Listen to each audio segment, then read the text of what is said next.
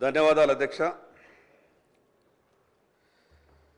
ఉత్తమ్ కుమార్ రెడ్డి గారు దాదాపు 100 పేజీల పుస్తకాన్ని తెలంగాణ రాష్ట్రం వచ్చి 12 సంవత్సరాల తర్వాత రాష్ట్రం ఏ పరిస్థితుల్లో ఉన్నదో చాలా వివరించే ప్రయత్నం చేసిండ్రు.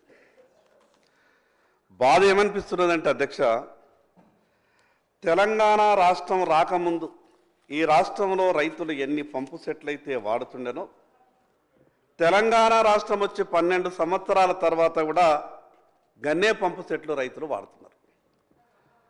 నిన్న మొన్నటిదాకా బీఆర్ఎస్ పార్టీ వాళ్ళు ఏమన్నారు, మేము చాలా గొప్పగా చేసినాం, ఈ పక్క గోదావరి ఆ పక్క కృష్ణ దాదాపు 90% పనులు పూర్తి చేసి తెలంగాణ రాష్ట్ర రైతులంతా కూడా సంబరపడే విధంగా మేము అన్ని కార్యక్రమాలు పూర్తి చేస్తామని ఒక పక్క బీఆర్ఎస్ పార్టీ మాట్లాడే ప్రయత్నం చేసింది. ఈరోజు ఉత్తమ్ కుమార్ రెడ్డి గారు మాట్లాడితే ఏమన్నారు, మేమేం తక్కువ చేయలేదు, 2 ఏళ్లలో మేము కూడా చేయాల్సిన కార్యక్రమాలు చాలా చేసినాం వారు చెప్పే ప్రయత్నం చేశారు.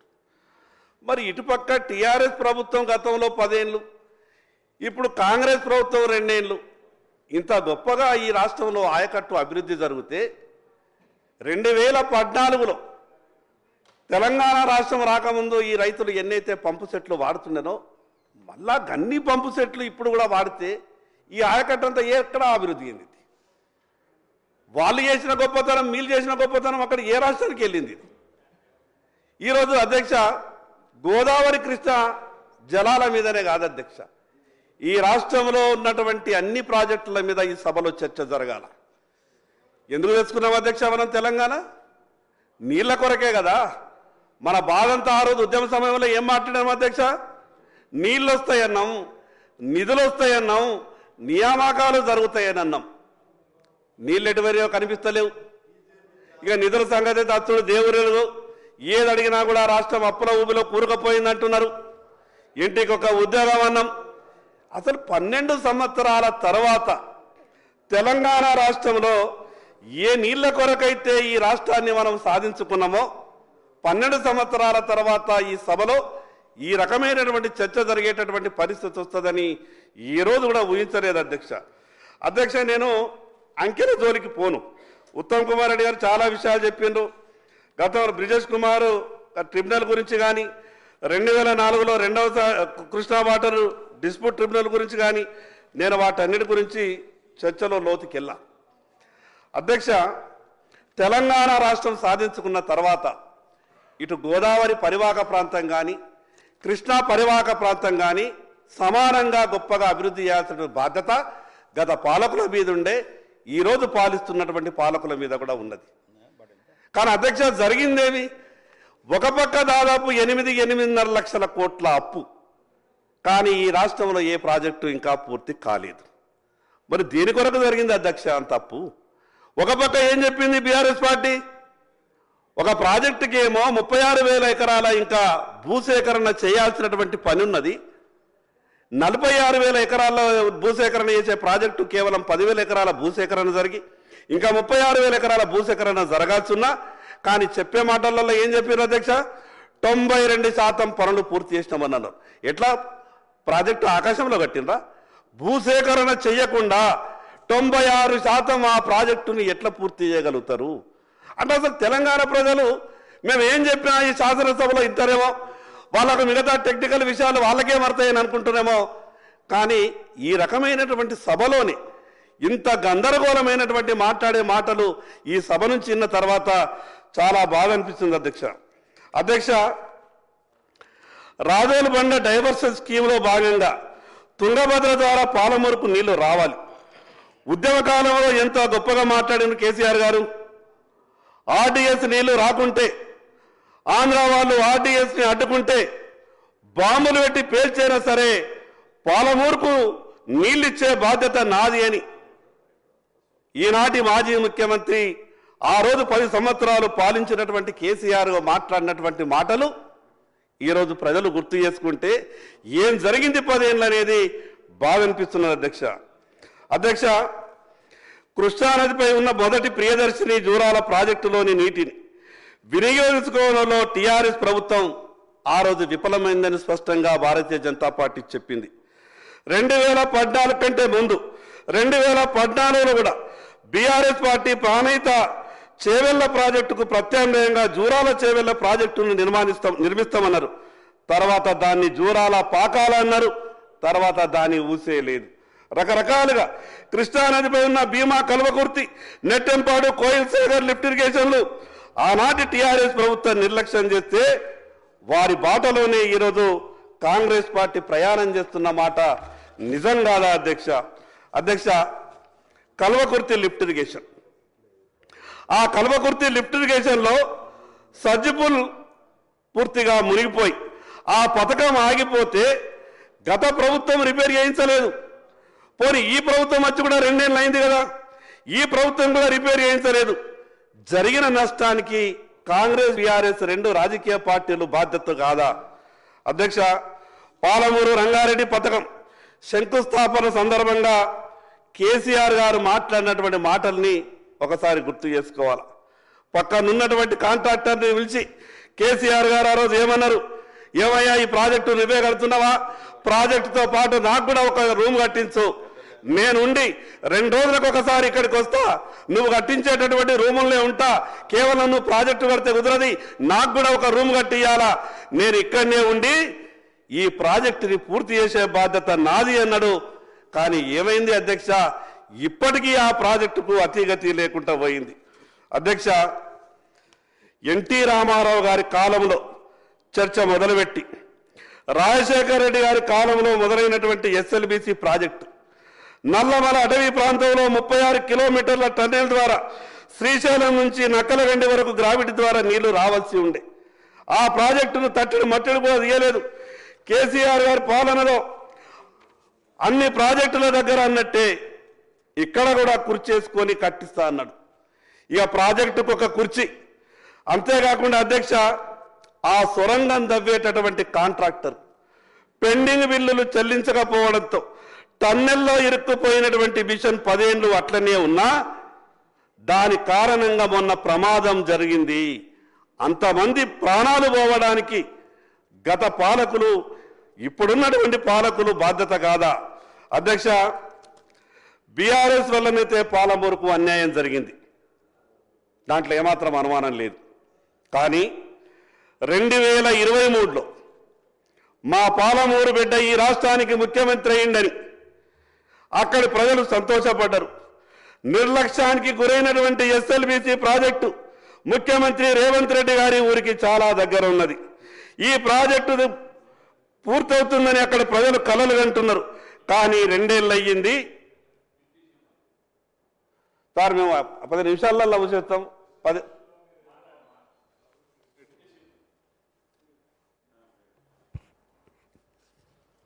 అధ్యక్ష, గౌరవ సభ్యులు ఎస్ఎల్బీసీ టన్నెల్ సంబంధించి ఈ ప్రభుత్వం బిల్లులు ఇవ్వకపోవటం వల్ల అక్కడ ప్రమాదం జరిగింది.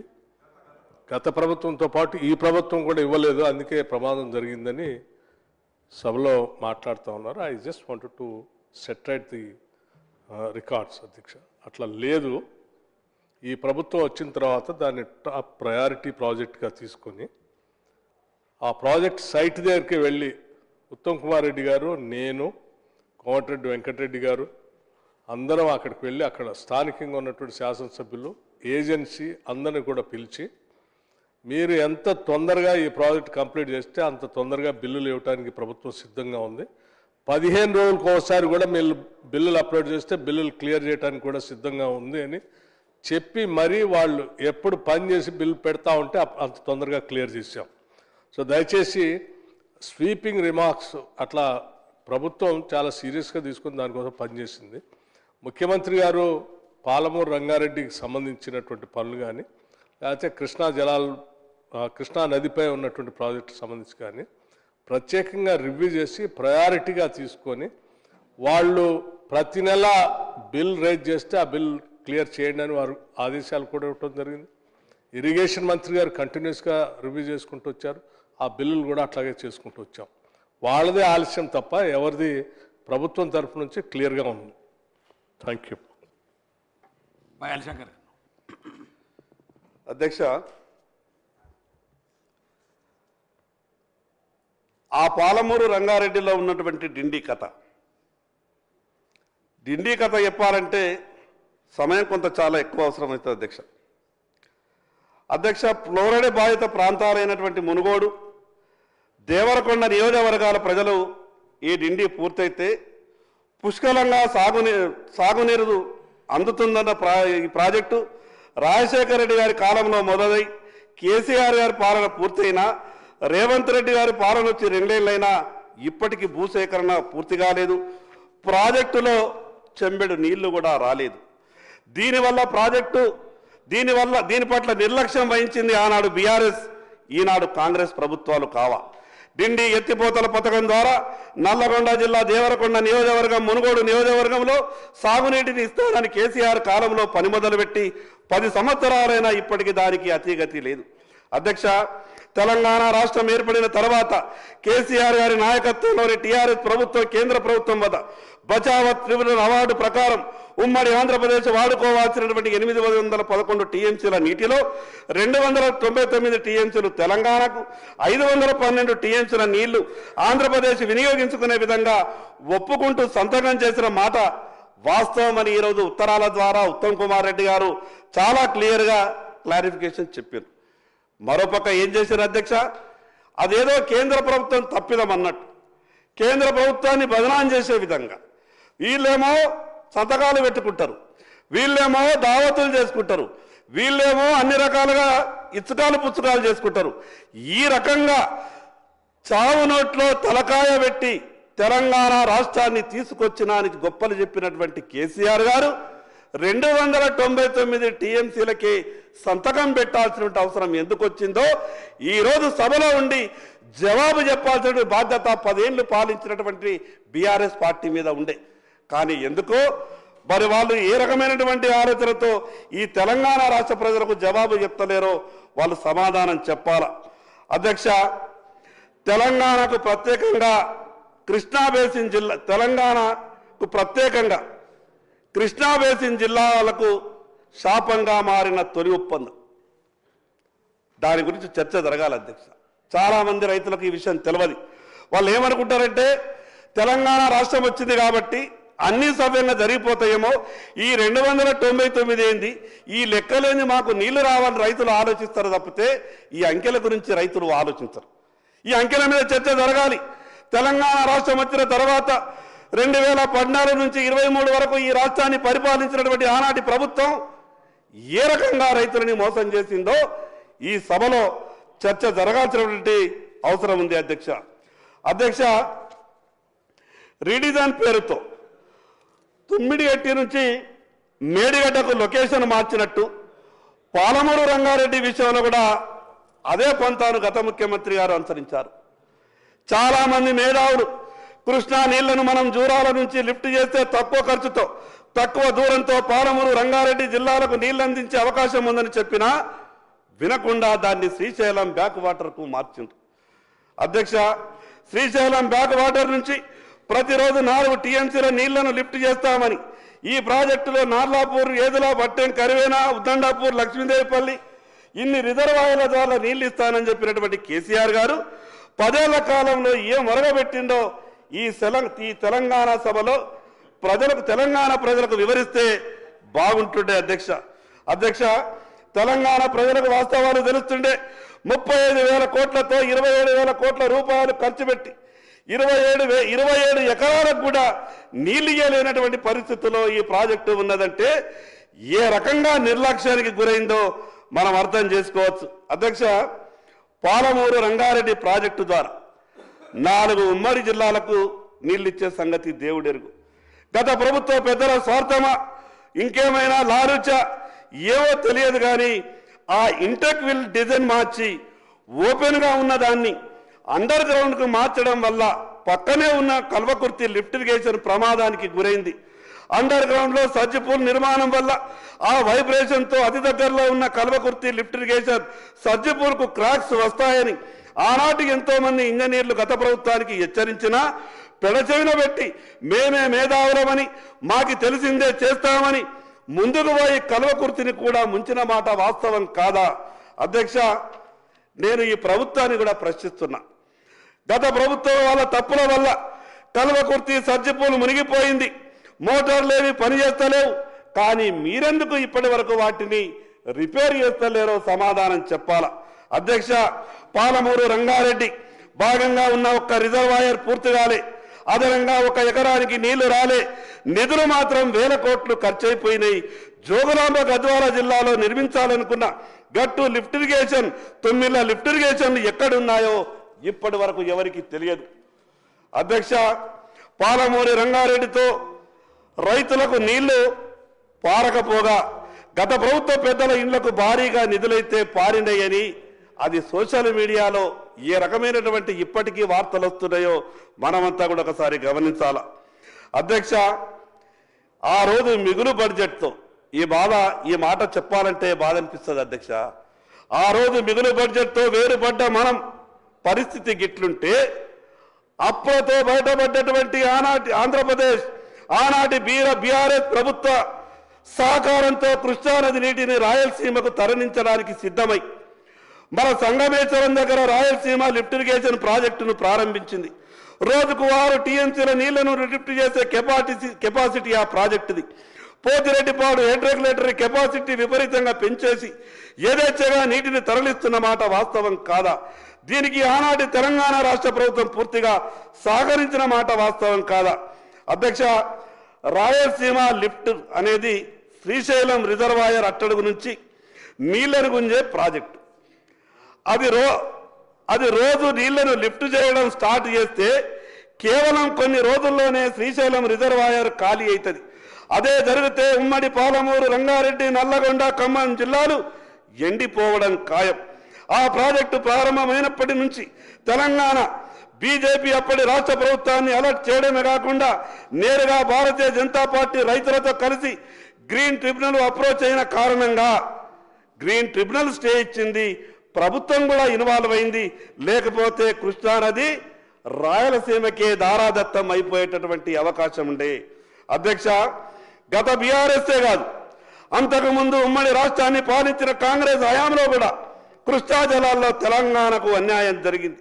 ముఖ్యంగా 2004-2014 మధ్య ఢిల్లీలో కాంగ్రెస్ ప్రభుత్వం, ఇక్కడ రాజశేఖర రెడ్డి గారి నాయకత్వంలోని కాంగ్రెస్ ప్రభుత్వం కృష్ణా నీటిని పోతిరెడ్డిపాడు గుండా రాయలసీమ ద్వారా పెన్నా బేసిన్కు తరలిస్తున్నప్పుడు ఆనాడు కాంగ్రెస్ నాయకులు ఒక్క మాట కూడా మాట్లాడలేకపోయింది.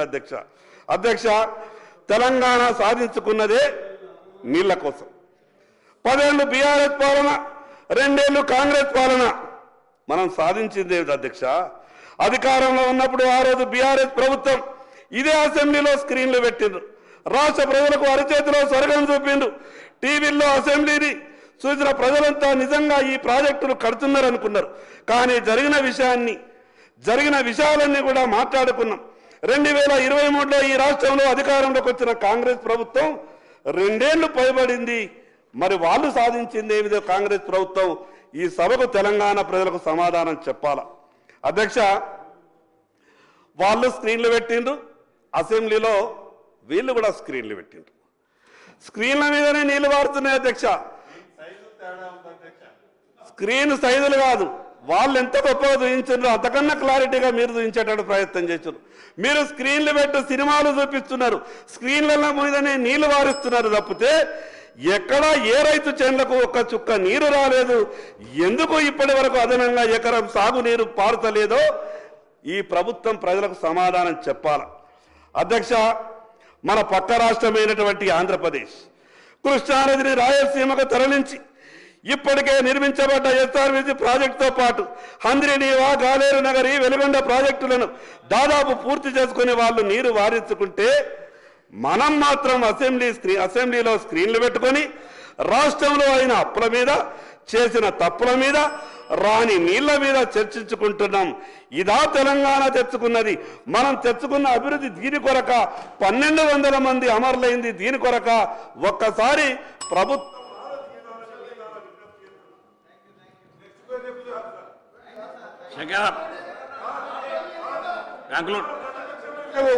సార్ ప్రధాన ప్రతిపక్షాన్ని మాట్లాడేకుంటే ఎట్లా? చాలా మంది సభ్యులు సార్ చాలా మంది సభ్యులు ఉన్నారు. వినండి. మీ అధ్యక్ష, ముగియండి తొందరగా. అధ్యక్ష, ఈ రాష్ట్ర మాజీ ముఖ్యమంత్రి కేసీఆర్ తెలంగాణ తెమ్మని పాలమూరు ప్రజలు పార్లమెంటుకు పంపిస్తే తెలంగాణ బిల్లుకు ఓటేయకపోయా, పాలమూరుకు నీళ్లు ఇయ్యకపోయా. ఏం పాపం చేసిండ్రు పాలమూరు ప్రజలు? ఆ మాజీ ముఖ్యమంత్రి గారు పాలమూరు ప్రజలకు అన్యాయం చేసిండని 2023లో పాలమూరు బిడ్డ, నల్లవల బిడ్డ అయిన రేవంత్ రెడ్డి గారిని గెలిపించారు ఈ రాష్ట్ర ముఖ్యమంత్రిగా.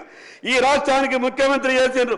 పక్క జిల్లా నాయకుడి వల్ల అన్యాయం జరిగిందని, మరి సొంత జిల్లా నాయకుడి వల్ల న్యాయం జరుగుతుందని ఆశించడంలో పాలమూరు ప్రజలకు తప్పు లేదు. కానీ 2 నెలలలో ఉమ్మడి పాలమూరు, రంగారెడ్డి, నల్లగొండ, ఖమ్మం జిల్లా ప్రజలకు ఒరిగిందేమిటి?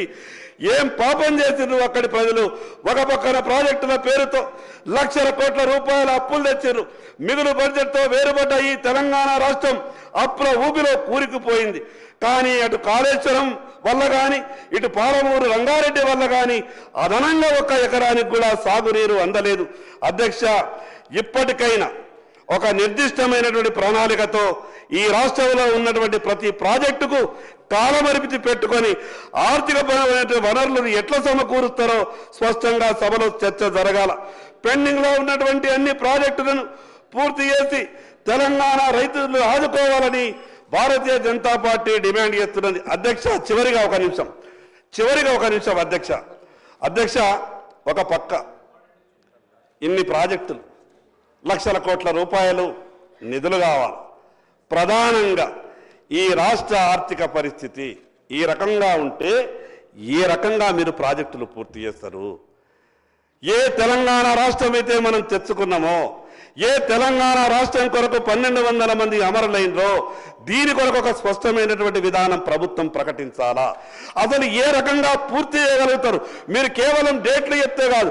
ఉన్నటువంటి బడ్జెట్ ఏమో జీతాలకే సరిపోతలేదు, ఉన్నటువంటి బడ్జెట్ ఏమో అప్పుల వడ్డీలకే సరిపోతలేదు. కాబట్టి ప్రభుత్వం స్పష్టమైనటువంటి ప్రకటన చేయాలా?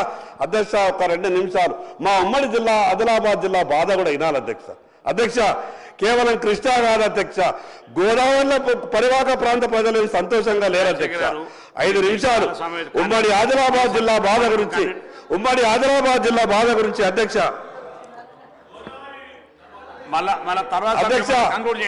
కృష్ణా జిల్లాకు 2 ఏళ్ళు పట్టింది, మళ్ళీ గోదావరికి 2 ఏళ్ళు పడితే టర్మ్ అయిపోతుంది. కంక్లూడ్ చేయండి ఎల్ఏ మినిస్టర్ గారు. అధ్యక్ష, గౌరవ సభ్యులకి తెలియజేస్తాను, 2 ఏళ్ళు పట్టలేదు అధ్యక్ష. చాలా సందర్భాల్లో నీటిపారుదలకు సంబంధించిన ప్రాజెక్ట్ సంబంధించిన అంశాలపై అనేక సందర్భాల్లో చర్చించడం జరిగింది. మా కమిట్మెంట్ని, మా కన్విక్షన్ని అదేదో ఎవ్వరు కూడా శంకించిన అవసరం అక్కర్లేదు. ఈరోజు నేను గౌరవ సభ్యులకు తెలియజేస్తా ఉన్నాను అధ్యక్ష, మీ ద్వారా బీజేపీ మిత్రపక్షమైన అక్కడ పార్టీ ఆంధ్రాలో వారికి సలహా ఇవ్వండి, సూచనలు ఇవ్వండి. ఇట్లాంటి ప్రాజెక్టులు కట్టి తెలంగాణ ప్రాంత రైతులకు సంబంధించి కృష్ణా డెల్టా బేసిన్కి సంబంధించిన రైతు సోదరులకు అన్యాయం చేయకూడదని సలహా ఇవ్వమని మా బీజేపీ మిత్రులను కోరుతా ఉన్నాం. శంకర్ గారు, మీరు 1 మినిట్లో కంక్లూడ్ చేయండి. ప్రధాన ప్రతిపక్షం కాదు, మీరు కంక్లూడ్ చేయండి. ప్రధాన ప్రతిపక్షం వల్ల సభలో ఈరోజు మేమే ప్రధాన ప్రతిపక్షం. సభలో ఈరోజు మేమే ప్రధాన ప్రతిపక్షం. అధ్యక్ష, వచ్చేసారి అధికార పక్షం అనే అనుమానం లేదు. కానీ అధ్యక్ష, మా ఉమ్మడి ఆదిలాబాద్ జిల్లా బాధలు కూడా ఒక్కసారి సభ వినాలి సార్. అధ్యక్ష, ఆదిలాబాద్ జిల్లా మళ్ళీ మీరు ఇవాళ మాట్లాడేది కృష్ణా జలాల పైన, మా ఆదిలాబాద్ ఎందుకు పోతున్నారు సార్? ఆదిలాబాద్ సార్, 1 నిమిషం కంక్లూడ్ చేయండి మీరు. 5 నిమిషాలు. ఆదిలాబాద్ జిల్లాకు ఆనుకుని దక్షిణాన గోదావరి 290 కిలోమీటర్లు, ఉత్తరాన పెరుగంగా 160 కిలోమీటర్లు, వార్దా నది మల ఉత్తరాన 70 కిలోమీటర్లు, ఈశాన్యం నుంచే వచ్చే వైన్గంగా నదులు సంయుక్తంగా కలిస్తే 113 కిలోమీటర్లు, 633 కిలోమీటర్లు జీవనదులు ఆదిలాబాద్లో ప్రవహిస్తా ఉన్నా ఆదిలాబాద్ పరిస్థితి తెలంగాణ రాకముందు ఎట్లుండదో ఇయ్యల్ల కూడా గట్లనే ఉన్నది అధ్యక్ష.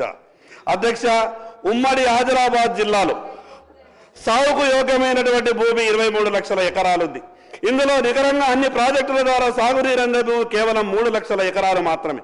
మిగతా 19.5 ఎకరాలు వర్షాధారంపైనే ఆధారపడి ఉన్నాయి. అందుకే మేము పదే ఎందుకు ఈ విజ్ఞప్తి చేస్తున్నాం ప్రభుత్వానికంటే, గోదావరి మీద ఉన్నటువంటి గోదావరి పరివాహక ప్రాంతమైనటువంటి ఆదిలాబాద్, ఉమ్మడి ఆదిలాబాద్ జిల్లా గురించి కూడా ఆలోచించమని కోరుతా ఉన్నాం అధ్యక్ష. ఈ సభలో పదే ఈ తెలంగాణ రాష్ట్రంలోనే కాదు అధ్యక్ష, ఆదిలాబాద్ భారతదేశంలో వెనకబడ్డటువంటి జిల్లా ఆదిలాబాద్. మేము అనుకున్నాం ఉమ్మడి ఆంధ్రప్రదేశ్ రాష్ట్రంలో మాకు అన్యాయం జరుగుతున్నదని. తెలంగాణ రాష్ట్రం వచ్చిన తర్వాత అందరికన్నా ముందు అభివృద్ధి చెందుతాం అనుకున్నాం. కానీ ఉమ్మడి ఆంధ్రప్రదేశ్లో ఏ రకమైనటువంటి కష్టాలు ఆదిలాబాద్కు ఉండేనో తెలంగాణ రాష్ట్రం వచ్చిన తర్వాత కూడా ఆ రకమైనటువంటి కష్టాలే ఉన్నాయి. కాబట్టి ప్రభుత్వానికి మీ ద్వారా సవినయంగా విజ్ఞప్తి చేస్తా ఉన్నా, పెండింగ్లో ఉన్నటువంటి ఆదిలాబాద్, ఉమ్మడి ఆదిలాబాద్ జిల్లా ప్రాజెక్టులన్నీ అతి త్వరగా పూర్తి చేసి రైతులకు నీరందించాలని మరొక్కసారి మీ ద్వారా ప్రభుత్వాన్ని విజ్ఞప్తి చేస్తూ సెలవు తీసుకుంటాను అధ్యక్ష. అనిరుద్ రెడ్డి గారు.